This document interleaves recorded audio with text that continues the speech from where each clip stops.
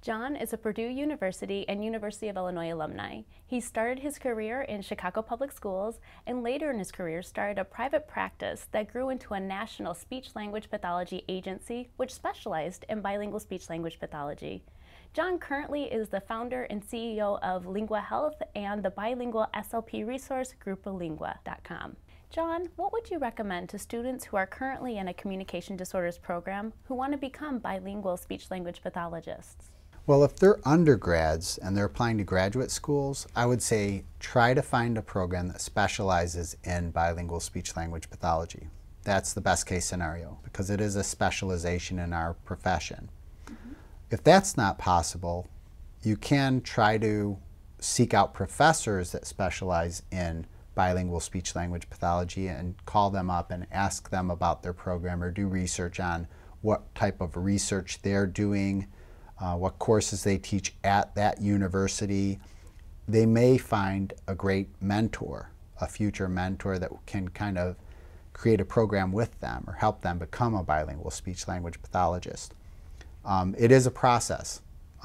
You have to learn about bilingual language acquisition, phonological issues in bilingualism or speech-language pathology issues related to anything that you know and learn in English for monolingual students and adults.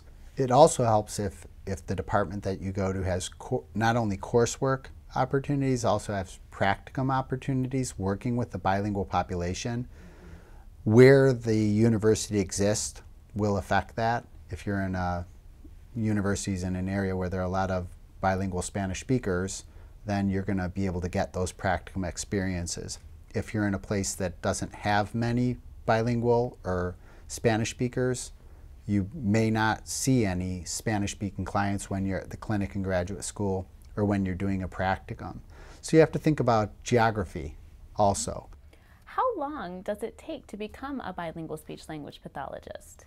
I think you have to understand that it is a process. When you graduate and you start our profession as a speech-language pathologist, even if you're just working in English and you're a monolingual speech-language pathologist, you still have to become a seasoned and competent speech-language pathologist. So I think there needs to be a time to grow as a clinician and to see a lot of different diagnostic opportunities, to do hundreds of diagnostics over time. You can become a great bilingual speech and language evaluator. If you do one or two or three, you're learning, all right? It is a process. We can't be too hard on ourselves.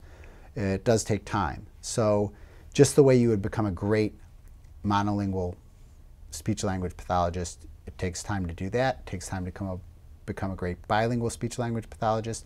Seek out a supportive employer. Seek out a supportive school district that has support for their young CFs that are getting out.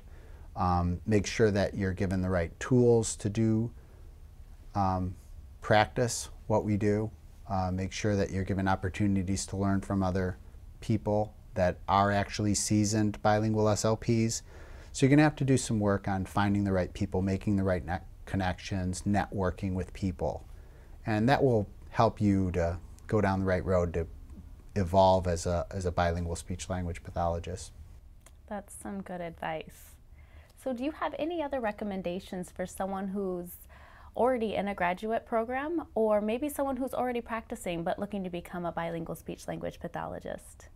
I think you have to choose an environment that will help you become a bilingual speech-language pathologist. And that starts with who you're working with, who you're working for, what organization.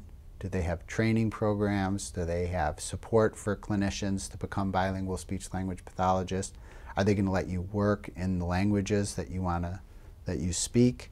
What are their policies and how do they provide services to the bilingual community? All of those things are questions that you have to ask when you're trying to find a position as a bilingual speech-language pathologist or you're trying to find an employer. Thanks again for all of that valuable advice today. It was a pleasure talking with you. Thank you, Carrie.